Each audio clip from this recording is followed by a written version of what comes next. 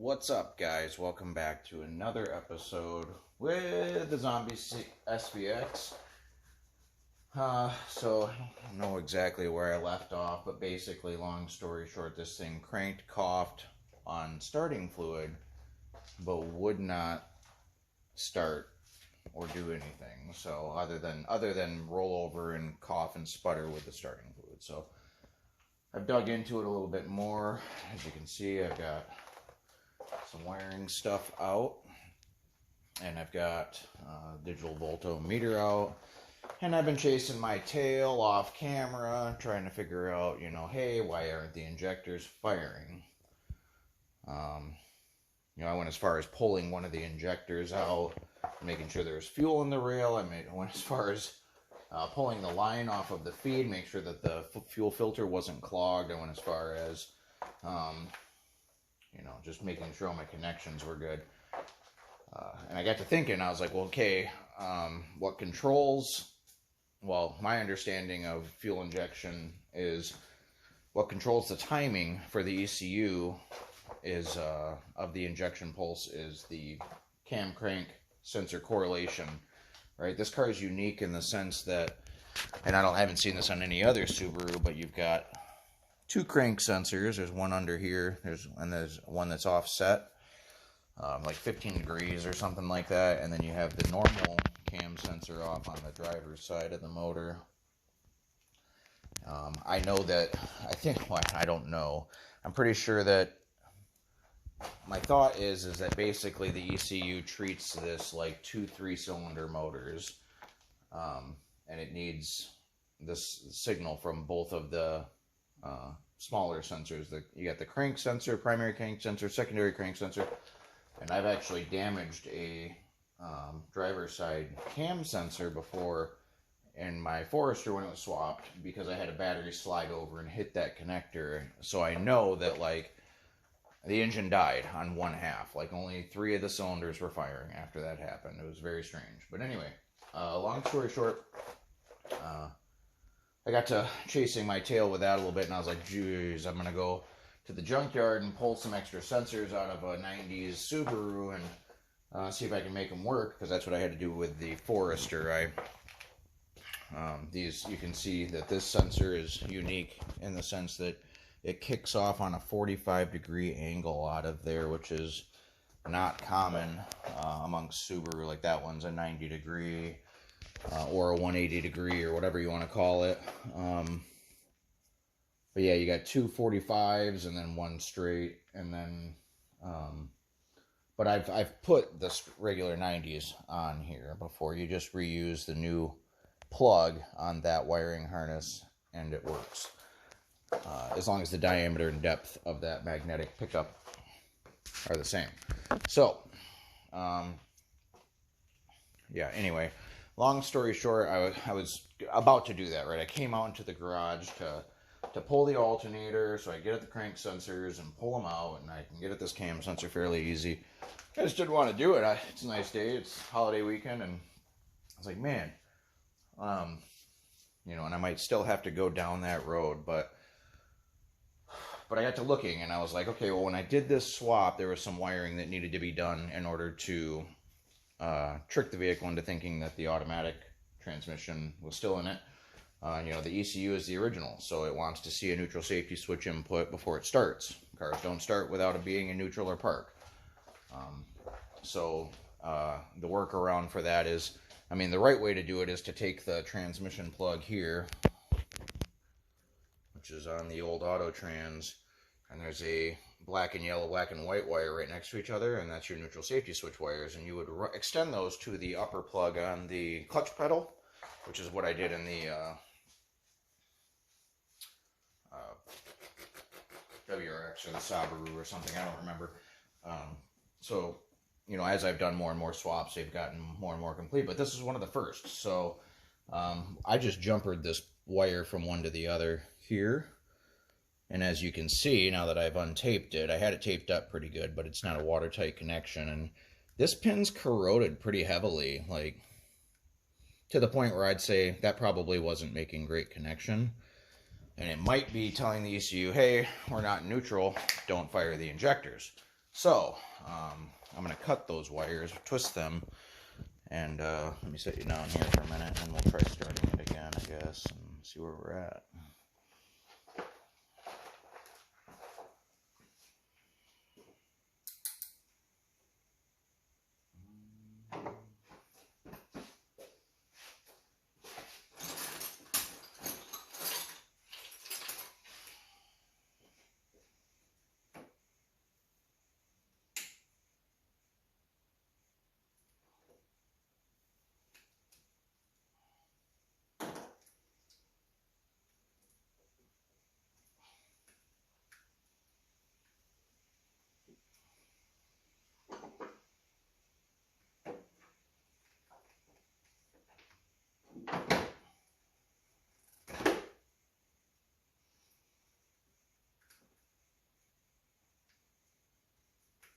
Being impatient, because since I found this possible solution, I'm ready to try it. It's the only thing that really makes sense. I mean, there's really no reason why a car sitting would have a camera crank sensor go bad. So we use our logic and our theory to the best of our ability and hopefully come up with a solution. But it took me not touching this thing basically much yesterday and then today when I was out at the junkyard to kind of come up with the idea that maybe I should go through. I mean, this swap is old. It's years and years and years old now. It's at least 6 or 7 or 8 years old now. I'd have to look it up, see how long ago I did it, but there's no spring chicken. So yeah, anyway, with any luck, I'm just gonna do it quick and dirty here, just like we always do. We'll come back and maybe correct this issue in another 10 years. And I'm going to pause you for a second because I'm going to reassemble the airbox shit, because without it plugged in correctly, without all the vacuum lines sealed, this car won't run very well. So, just a moment. Alright, so that should be close enough. I mean, we'll see. You know, this is fingers crossed, but we're not going to hold our breath. Go ahead and open this just in case for some reason it does decide to start.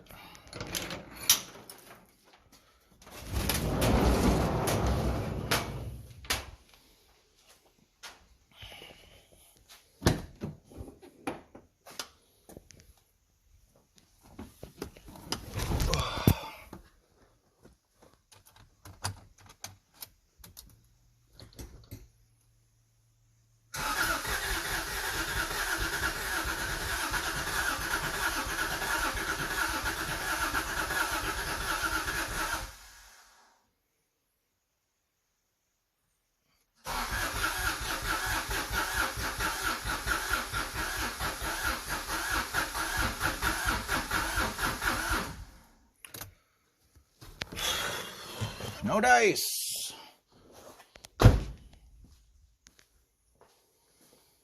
Man, that's frustrating.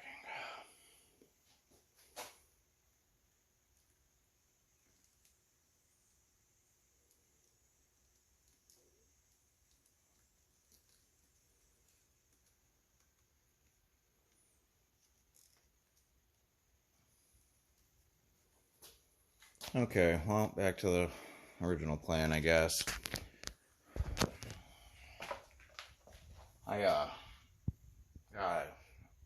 It's not in me today. I just really don't want to do this. So, yeah.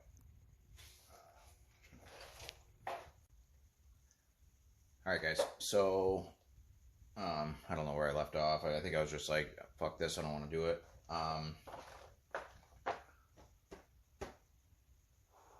think we got a bad cam sensor, or I'm sorry, crank sensor. So like I was talking about earlier, there are two sensors, right? Like if you know Subarus, you know that looks weird, right? What the hell's going on there? And like I said, I think what's going on there is that you got your main crank sensor, and then you've got a secondary cam sensor. That's how it's labeled in the manual. And that's what that is. So what is this reading really? It's still reading off the same, well, it's a separate set of teeth. I don't think you can see in there, but this tome gear, I think that's the right term, has two different sets of teeth on it. And I think this is the secondary cam. You know, I don't know why. I suppose I just didn't want to run wiring to this side for the cam. But at any rate, this is the second cam sensor. So this would be this cam sensor over here, and this is this cam sensor over here. Like I said, I'm pretty sure it treats it like 2 3-cylinder, we'll say Justy motors, right? Because that's what 3-cylinder motor Subaru used. So anyway, digital volt ohm meter. I had to, so I've got 2 meters here. I've got this Centec from Harbor Freight, and then I've got the better Ideal auto ranging one. These tools are pretty much essential for this kind of work. Like if you don't have, or if you don't understand how to use a digital volt ohm meter, you need to. Like if you want to work on cars in the modern age, I mean, you can be a parts swapper, absolutely. I could have just yanked these crank sensors out there, or the crank cam sensors out, put new ones in, if I can find them, and hope for the best, right? I mean, I did think that that's what was wrong after the neutral safety switch thing, but without verifying it, I wouldn't know. So the reason that we verify things is so that we don't have to buy parts that we wouldn't normally have to. Oh wow, face is KO'd. Okay, so 2 sensors here, crank, cam 2. So cam 2 goes here. Whoops, here. All right, this is the crank. So these should read right around 2,000 ohms. And I did find corrosion in the plug a little bit. I mean, a little bit of corrosion is kind of normal on a car this old, but it's still not good. I mean, I'm going to have to clean that up, but I don't know how I'm going to be able to do this and show you guys. But like, we've got our auto ranging meter here, and if we touch these 2 leads together, it'll zero out. Right? We're calibrating it, making sure that it's working, whatever you want to call it. Man, this is just freaking awesome. All right. Hold please.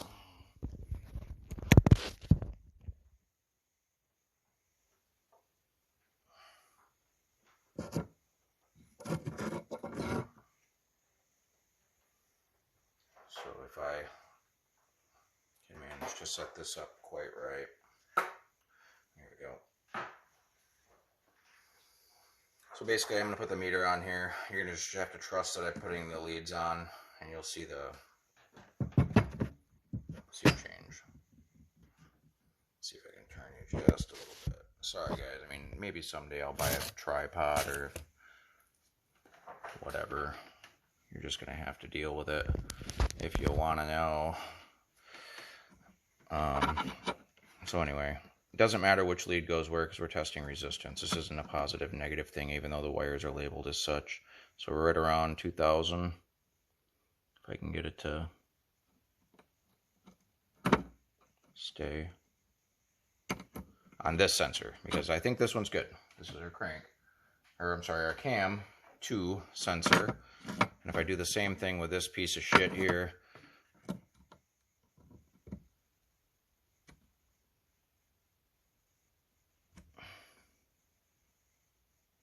like 0.5.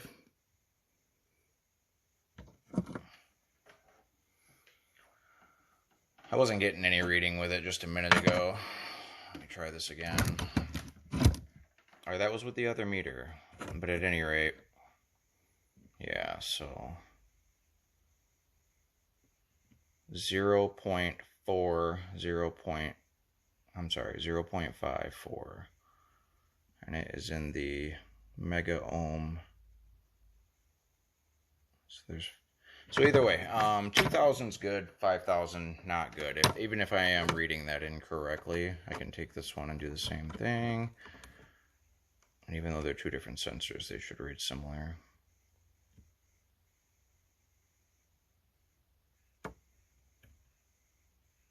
So yeah, this one is 2,700 roughly.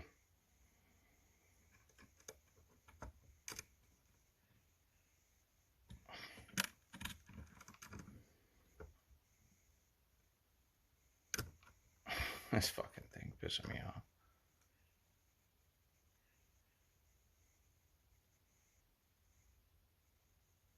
Oh, it's just bouncing all over the place now.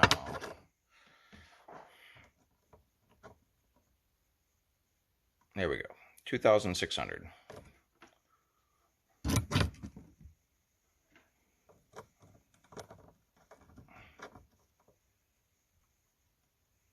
Right? Do the same thing with this one. And this meter is better. Like, at least it actually reads something. The other one was just like, no, because it's not auto ranging, and if you don't have it in like the 8 billion ohm or infinite ohm or whatever setting, I don't know, that's terrible terminology. There's no such thing. But yeah, we got 0.4, right? Basically nothing. I'm going to condemn that sensor. I'm going to try to figure out a way to retrofit something else for testing purposes, and then maybe I'll try to get another one for this car. These things are hard to come by. Like I said, they're kind of unique to these vehicles. I don't know of another vehicle that uses this particular cam sensor. I'm sorry, crankshaft sensor. I just keep on saying it. Anyway, that's the no edit life, the no retake life, I suppose. So thanks for putting up with it. At any rate, I'm hungry. I'm going to go get some food, and then I'm going to go scavenge one of these off of a newer turbo motor and hope that I can make it work well enough to see if it'll start. All right, and I'll bring you along for the ride. All right, so here we are up in the other garage where, sorry, I just finished my burrito. Up by where the spare parts are, right? So I've got Legacy GT sitting outside that we replaced the motor on a while ago. This is some spare parts. So that's from my, that's from my 08 Outback. This is the Legacy GT motor that let loose. It still has plenty of usable parts on it, and I went ahead and popped this bad boy out of there. It appears to be about the same diameter for the sensor in depth, so being that this is a parts motor, I am going to cut the wiring on it. I need the wiring. I'm not going to hack that plug off yet. Ideally, if the terminals are the same, I'm going to do the same thing I did on the cam sensor with my, EG33 swap Subaru when that sensor got hit by the battery. I used like I said, a 90-degree sensor instead of a 45, and I just reused the plug, right? So I depinned the stock SVX engine cam sensor plug, so I just had bare wires with terminals, and they were luckily the same style, and I was able to just use the plastic housing off of the more modern cam sensor. That way it was all plug and play. Like, if you looked at it, you wouldn't have known unless you knew. Some cutters here. Something that isn't completely seized up and rusty.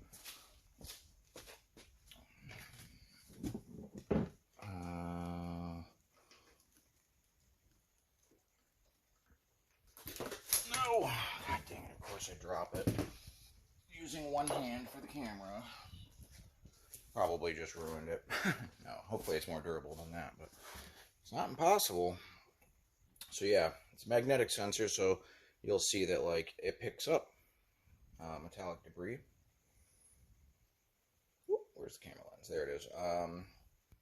So yeah, You got to clean those off periodically. It'll actually fix some weird running issues sometimes. Like the one that I pulled out of the SVX motor was caked on the bottom. I should have showed you guys. I didn't. But like the whole bottom part of this was like goopy metallic grease. So, I'm going to try to stop touching my nose so much in the video. I didn't notice that in a previous video. So, nobody watches these yet anyway, but maybe someday somebody will. And oh, count it. Tell me how many in the comments. Tell me in the comments how many times I touch my face. If you're keeping score at home, that's weird.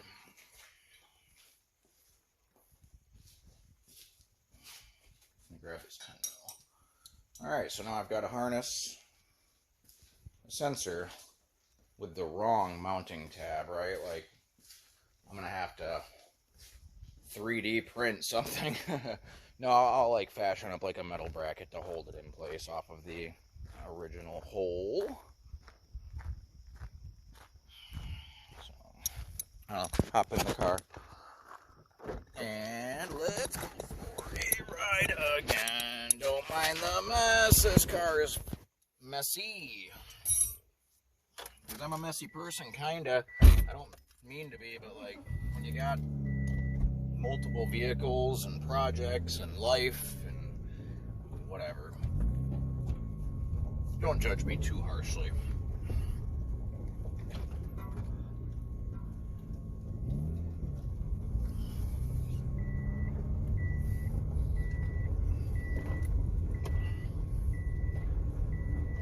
It's a beautiful Michigan day. Oh, jeez, man, yeah.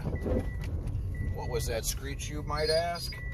Oh, man, seatbelt squeaks. I gotta get in there with some lube. I mean, that's right on the top of the list, guys. I'll make sure to take care of that. Anyway, so yeah, beautiful Michigan day. It's Labor Day weekend. Oh, I'm sorry. Yeah, Labor Day weekend.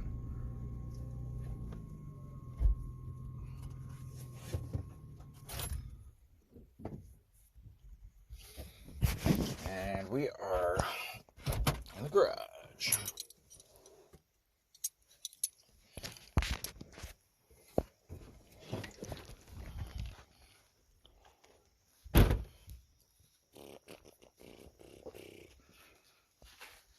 We're going to do some comparo here real quick. You're just going to have to come along. I should have paused you.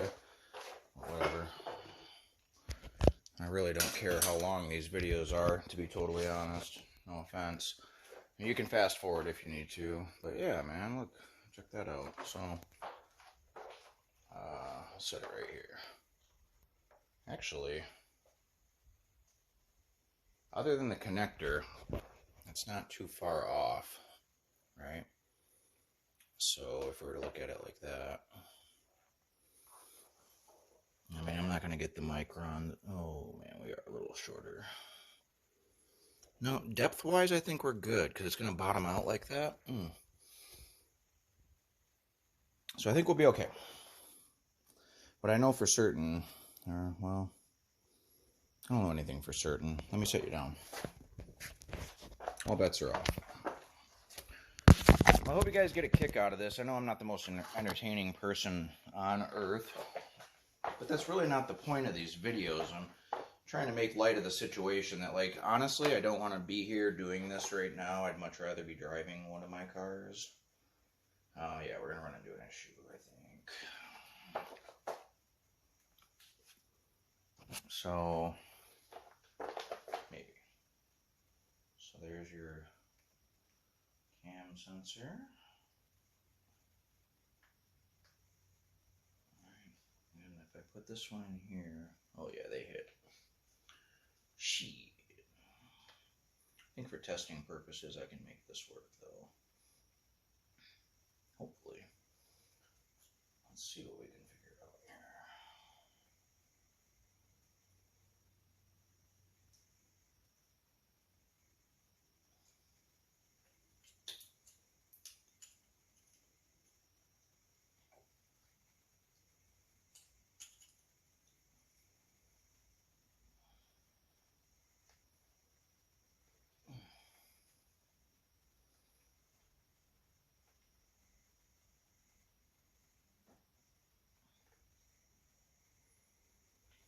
Yeah, so as you can see here, this would be the main issue if we were to just mount it up normally, right? So we've got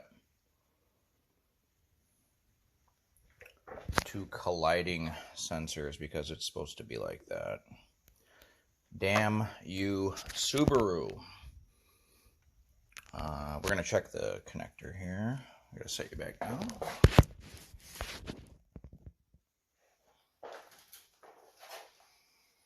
And I'm going to pause it. We're already running long, and I don't want to have to edit this, cut it down too much. So I'm going to pause it, and then when I come back, we'll have a connector. Hey, hey, hey. Lucky day. So this is the new sensor. That's the old plug. So this sensor works with that plug. And for our purposes, hopefully it works well. I gotta figure out a way to get this to go in there. So, alright, so this is what we got, guys. Plug did work with that sensor, which is crazy, right? That's like a 2005 motor. This is a 92.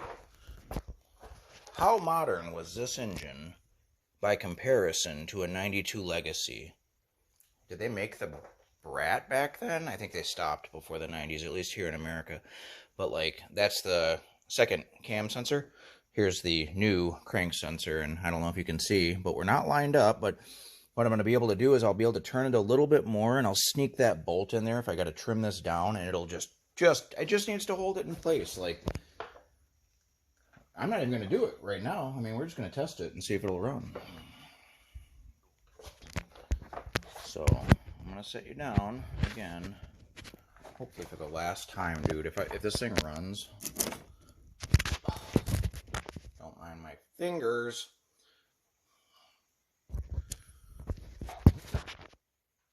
So dumb. Just get a damn tripod, John.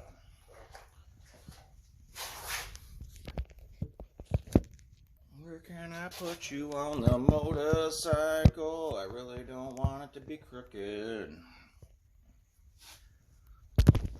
Ooh, that would be cool if that would work, but it's not going to because there's no... pause. Good enough. Alright, guys. I mean, I'd be lying if I didn't say that I'm kind of excited right now, because I do think we found a solution.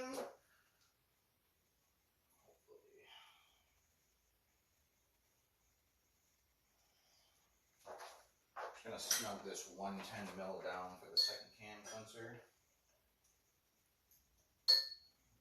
Kind of hold things in place, hopefully.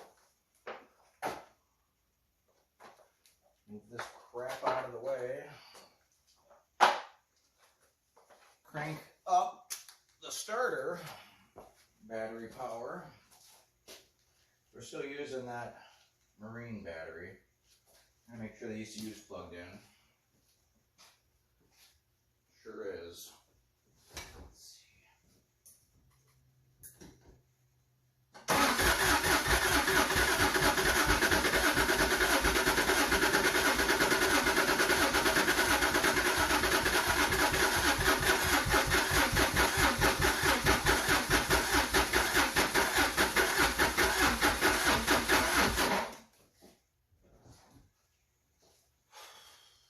Big no change on that. God dang it. So frustrating.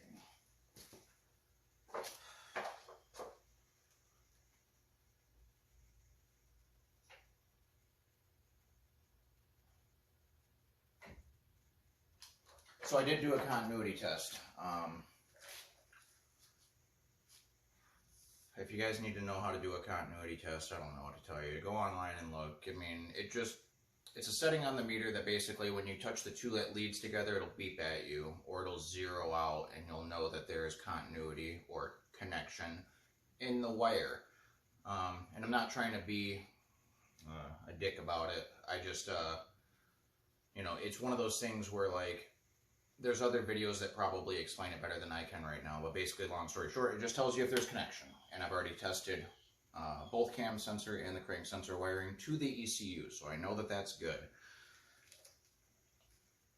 What I'm going to do now is double check. I mean, I know this cam sensor is good, but I want to test it just to compare it to the other one. All right, so I'm swapping in a different ECU. So like, I got a couple ECUs that I know have issues, because they were basically somebody plugged in one of the basically there's a chip missing off of one of these. I don't know, whatever, dude. So it's hard to come by ECUs for these things, so you kind of hoard them, right? Well, I've got a couple that I know are not in the greatest condition, but like I've been using this one that like I thought was good, but we're gonna try something different. So anyway, I plugged in the other one. Let's try that.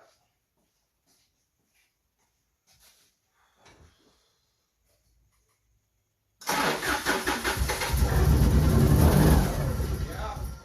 Oh, yeah.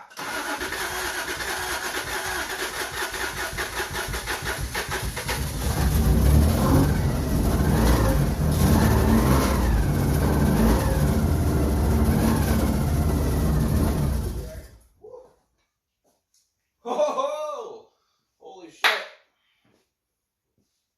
Yes. Success.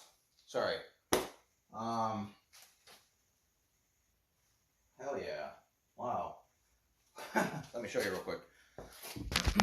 So, I've got this ECU. This is funny. So, this one's intact, right? Like, I've taken it apart to look at it because I know that there's like a burnt chip on it. Like, one of the sensors must have grounded out and it started burning. There's like a little fracture in the chip, or it's got like a little strip that's burnt on the, from the connection to from the plugs to the board. I've got this other ECU that like doesn't even have a damn case on it, and it's got, I think, the same issue because it's plugged into the same car. And I could actually show. Oh no, I already pulled this is where the chip was. I've already desoldered that, and it just started with this ECU, even though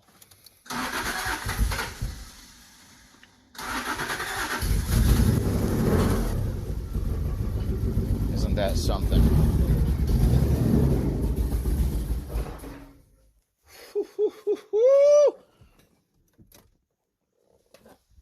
Man, don't mind all that. I'm sure we've got a couple exhaust leaks.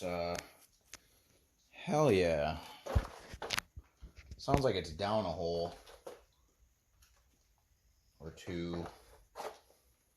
Couldn't have anything to do with this cam sensor and crank sensor issue that I got going here, probably, but this has always had a weird, funky connection. This injector.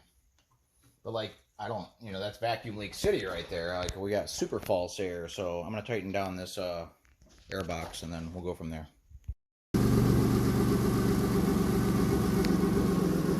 Put the new ECU in. Fired right up.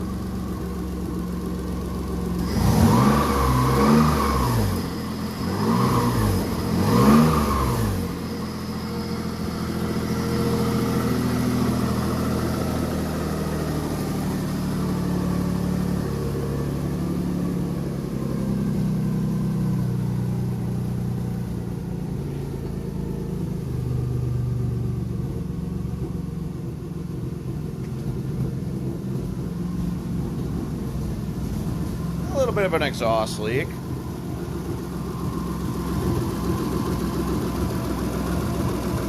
A little bit of something living in there.